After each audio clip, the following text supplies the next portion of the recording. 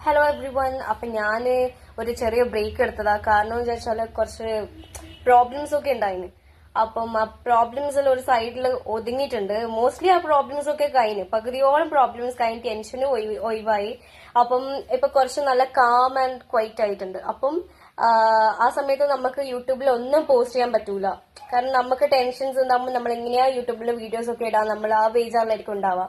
അപ്പം എന്റെ next video എന്ന് പറയുന്നത് ഒരു മലയാളം ഹൊറർ സ്റ്റോറിയാണ്.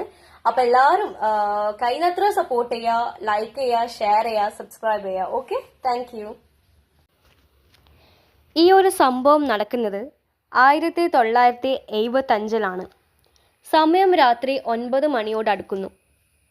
കവലയിലെ കടകളിൽ പലതും പൂട്ടി തുടങ്ങി. അടിവാരമായതിനാൽ ബസ് സർവീസ് 9:30-ഓടെ അവസാനിക്കുമായിരുന്നു. കവല കഴിഞ്ഞാൽ പിന്നീട് അങ്ങോട്ട് തേയില തോട്ടങ്ങളും വൻ പ്രദേശവുമായിരുന്നു. ഇടിന് വീയാറായ ബസ് സ്റ്റോപ്പിൽ കയ്യിലൊരു ബാഗുമായി ഏകയായിരിക്കുന്ന ഒരു പെൺകുട്ടി. അവൾ ആരെയോ കാത്തിരിക്കുകയാണ് എന്നത് അവളുടെ ശരീരഭാഷയിൽ നിന്ന് വ്യക്തം. അടുത്തേക്ക് നടന്നു വരുന്ന വയസ്കനായ ഒരാളെ കണ്ട് അവൾ തലയുയർത്തി നോക്കി. അയാളുടെ മുഖം വ്യക്തമായതും അവൾ ഒന്ന് പുഞ്ചിരിക്കാൻ ശ്രമിച്ചു. മുടിയേകൾ മുഖത്തേക്ക് വീണിരുന്നതിനാൽ അവളുടെ മുഖം വ്യക്തമല്ലായിരുന്നു. എങ്കിലും അയാൾ അവളെ തിരിച്ചറിഞ്ഞു. എന്നാ മോളെ ഇവിടെ ഇരിക്കുന്നത്? അമ്മ വന്നില്ലായോ കൂട്ടിക്കൊണ്ടുപോകാൻ? അയാൾ ചോദിച്ചു. ഇല്ല വർഗീസേട്ടാ, അമ്മയെ കാത്തു തന്നെയാ ഞാൻ ഇരിക്കുന്നത്.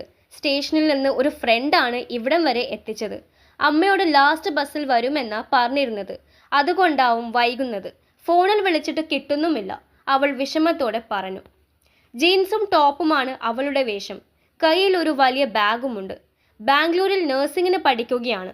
3-4 മാസത്തിനൊരിക്കലാണ് അവൾ വീട്ടിലേക്ക് വരുന്നത്. അയാളുടെ വീട് കഴിഞ്ഞ് കുറച്ച് ദൂരം മാത്രമേ അവളുടെ വീട്ടിലേക്കുള്ളൂ. അധികം വീടുകളൊന്നുമില്ലാത്ത ഒരു തോട്ടം എസ്റ്റേറ്റ് ആയിരുന്നു അത്. എസ്റ്റേറ്റിലെ തൊഴിലാളികളായിരുന്നു അവളുടെ അമ്മയും അയാളുമൊക്കെ. ബസ് സ്റ്റോപ്പിൽ നിന്ന് തോട്ടത്തിനുള്ളിലൂടെ കുറച്ച് നടന്നു വേണം അവരുടെ വീട്ടിലെത്താനായിട്ട്. രാത്രി ആയാൽ ആ വഴിക്ക് ആൾ സഞ്ചാരം നന്നേ കുറവാണ്. പലർക്കും ഭയമായിരുന്നു രാത്രി ആ വഴിക്ക് ഇറങ്ങി നടക്കാൻ എന്നതാണ് സത്യം. കല്ലും മണ്ണും നിറഞ്ഞ വഴിയരികിൽ മറയില്ലാത്തൊരു പൊട്ട കിണറുണ്ട്.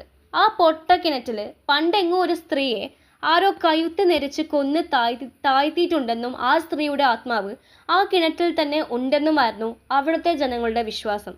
പലരും രാത്രിയിൽ അവിടെ ഒരു സ്ത്രീയുടെ രൂപം കണ്ട് ഭയന്നിട്ടുണ്ടത്രേ. അമ്മ പറഞ്ഞു തന്ന കഥകൾ കേട്ട് അവൾക്കും ആ വഴിക്ക് പകൽ നടക്കാൻ തന്നെ ഭയമായിരുന്നു. അയാളുടെ വീട് കഴിഞ്ഞ് അവരുടെ വീട്ടിലേക്ക് പോകുന്ന വഴിയായിരുന്നു ആ പൊട്ടക്കിണർ. ഇനിയിപ്പോ എന്നാ ചെയ്യാനാ മോളെ? നേരം ഒരുപാടായില്ലായോ? ഇനി ഇവിടെ ഇരിക്കുന്നത് ശരിയല്ല കേട്ടോ. മോൾ എൻ്റെ കൂടെ പോര്, ഞാൻ വീട്ടിലാക്കിത്തരാമെന്ന് അയാൾ പറഞ്ഞു. അത് കേട്ടതും അവൾക്ക് സന്തോഷമായി. ശരി ചേട്ടാ, അമ്മയെ കാത്തു നിന്നാൽ വൈകുകയുള്ളൂ. പേടിക്കേണ്ട, ഞാനില്ലേ മോളെ, വരൂ. അയാൾ അവൾക്ക് ധൈര്യം കൊടുത്തു. അവർ റോഡിൻ്റെ ഒരു വശം ചേർന്ന് നടക്കാൻ തുടങ്ങി. കുറച്ച് മുന്നോട്ട് പോയതിനു ശേഷം അവർ മണ്ണിട്ട ഇടവഴിയിലേക്ക് ഇറങ്ങി. ആ വഴിയിലെ അവസാനത്തെ വഴിവിളക്ക് കഴിഞ്ഞതും ഇരുട്ടിന് കനം കൂടാൻ തുടങ്ങി. അയാൾ കയ്യിലിരുന്ന ടോർച്ച് തെളിയിച്ചു. ടോർച്ചിന് വെട്ടം ഇച്ചിരി കുറവാ മോളെ, എന്നാലും വഴി കാണാം.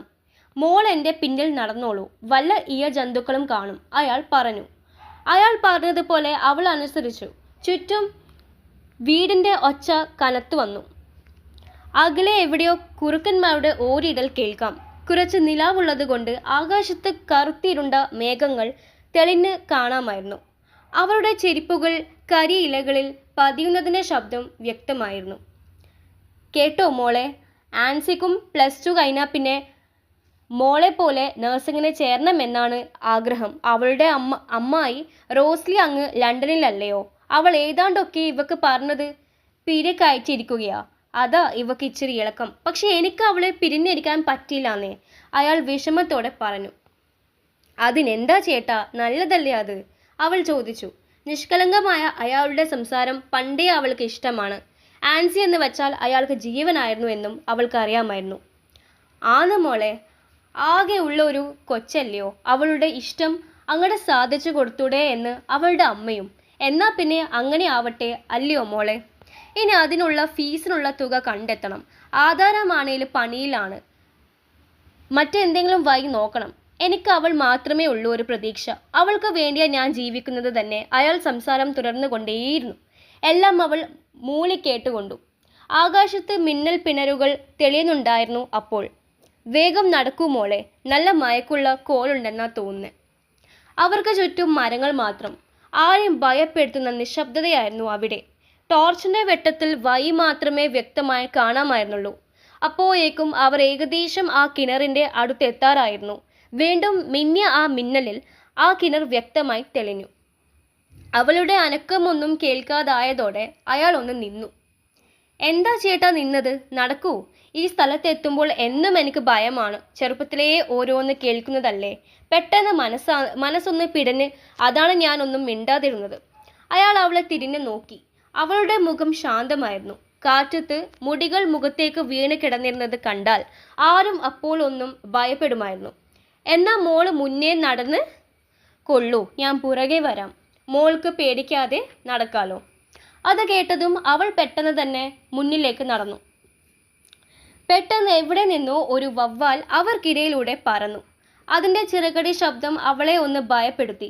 കാറ്റിന് ശക്തി കൂടിക്കൊണ്ടിരുന്നു. ചുറ്റും ആരെയും ഭയപ്പെടുത്തുന്ന ഇരുട്ട്. അവൾ മുന്നോട്ട് തന്നെ നടന്നു. ടോർച്ചിന്റെ വെളിച്ചം മാത്രമായിരുന്നു ആകെ ഒരു ആശ്വാസം. കിണർ കഴിഞ്ഞ് അവൾ അല്പം നടന്നപ്പോഴാണ് കിണറ്റിലേക്ക് കല്ല് വീഴുന്ന പോലൊരു ശബ്ദം പുറകിൽ നിന്ന് കേട്ടത്. ഒരു അലർച്ചയും. അവൾ പെട്ടെന്ന് നെട്ടിത്തിരിഞ്ഞ് നോക്കി. ടോർച്ചിന്റെ വെളിച്ചം കൂടെ പോയതോടെ അവിടം ആകെ ഇരുട്ടായി.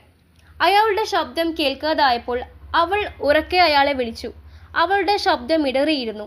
മറയില്ലാത്ത കിണറായതിനാൽ വെളിച്ചമില്ലാതെ ആ കിണർ കാണാനൊക്കില്ലായിരുന്നു. അയാൾ കിണറ്റിൽ വീണിട്ടുണ്ടാകുമെന്ന ഭയത്താൽ അവൾ ഉറക്കെ അലറി. കാറ്റിനോടൊപ്പം ഇടിമിന്നൽ ശക്തമായതോടെ അവൾ ശരിക്കും ഭയന്നു. കിണറ്റിൽ നിന്ന് ശക്തമായ അലർച്ച അവൾ കേൾക്കുന്നുണ്ടായിരുന്നു. അത് അയാളുടേതാണ് അവൾക്ക് മനസ്സിലായി. അവളുടെ കണ്ടമിടറി. ഒന്ന് ഉറക്കെ ശബ്ദിക്കാൻ പോലും അവൾക്കാവുന്നില്ലായിരുന്നു. അവൾ പതിയെ കിണറ്റിനരികിലേക്ക് നടന്നു. പട്ടികൾ ഓരിയിടൽ ശബ്ദം ഉയർന്നു വന്നു. അവൾ ആകെ ഭയന്ന് വിറച്ചിരുന്നു. കിണറ്റിലേക്ക് എത്തി നോക്കാൻ ശ്രമിക്കുന്നതിനിടെയാണ് അവളുടെ പിന്നിൽ നിന്ന് ഒരു കൈ ഉയർന്ന് അവളെ തൊടാനായി വന്നത്. ആ കൈ അവളെ ശക്തമായി പിടിച്ച് പിന്നോട്ട് വലിച്ചു. അവൾ ഭയന്നലറിക്കൊണ്ട് നെട്ടിത്തിരിഞ്ഞ് നോക്കി. എന്താ മോളെ, എന്തിനാ നീ ഈ കിണറ്റിൽ കരയിലേക്ക് വന്നത്? നിന്റെ ഫോണിന് എന്ത് പറ്റി? എത്ര നേരമായി ഞാൻ വിളിക്കുന്നു. അവളുടെ അമ്മയായിരുന്നു അത്. അമ്മയെ കണ്ടപ്പോൾ അവൾക്ക് കുറച്ച് ആശ്വാസമായെങ്കിലും മുന്നേ നടന്ന സംഭവം അവളെ ഭയത്തിലാക്കിയിരുന്നു. അമ്മേ, നമ്മുടെ വർഗീസ് ഏട്ടൻ. വിറയാർന്ന ശബ്ദത്താൽ അവർ കിണറ്റിനരികിലേക്ക് ചൂണ്ടി. അവരും ഞെട്ടലോടെ അവിടേക്ക് നോക്കി.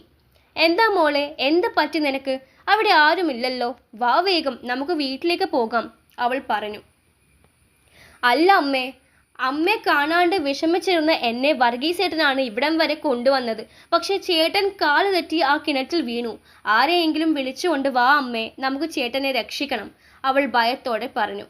അത് കേട്ടതും അമ്മ അവളുടെ കയ്യിൽ മുറുകെ പിടിച്ച് വലിച്ച് വീട്ടിലേക്ക് നടന്നു.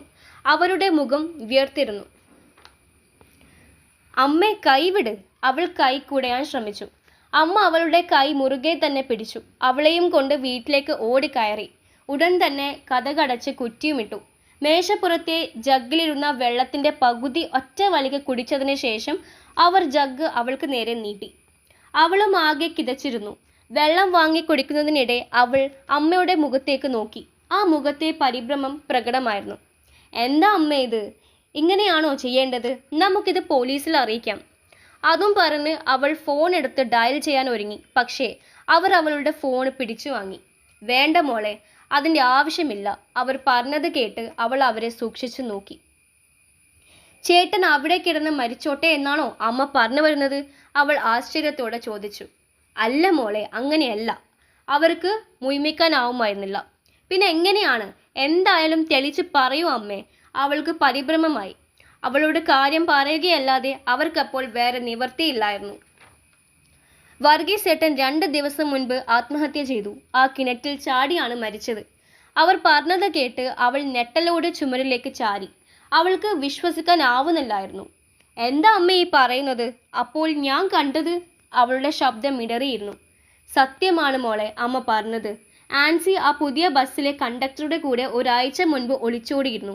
ആ വിഷമം സഹിക്കാനാവാതെയാണ് അയാൾ അത് ചെയ്തത്. പരീക്ഷയായതിനാൽ നീ ടെൻഷൻ അടിക്കണ്ടെന്ന് കരുതിയാണ് ഞാനിത് നിന്നോട് മറച്ചു വെച്ചത്. വീട്ടിൽ വന്നിട്ട് പറയാമെന്നാണ് കരുതിയത്. അത് കേട്ട് തിരിച്ച് ഇരിക്കാനേ അവൾക്കാവുമായിരുന്നുള്ളൂ. അവളുടെ മനസ്സിലേക്ക് അയാളുടെ മുഖം ഒരിക്കൽ കൂടി തെളിഞ്ഞു വന്നു. ആ ഭയാനകമായ അനുഭവത്തിൽ നിന്ന് അവൾക്ക് മോചിതയാവാനേ കഴിയുന്നില്ലായിരുന്നു. അപ്പോഴേക്കും പുറത്ത് ശക്തമായ ഇടിവെട്ടോടെ മഴ പെയ്യാൻ തുടങ്ങിയിരുന്നു.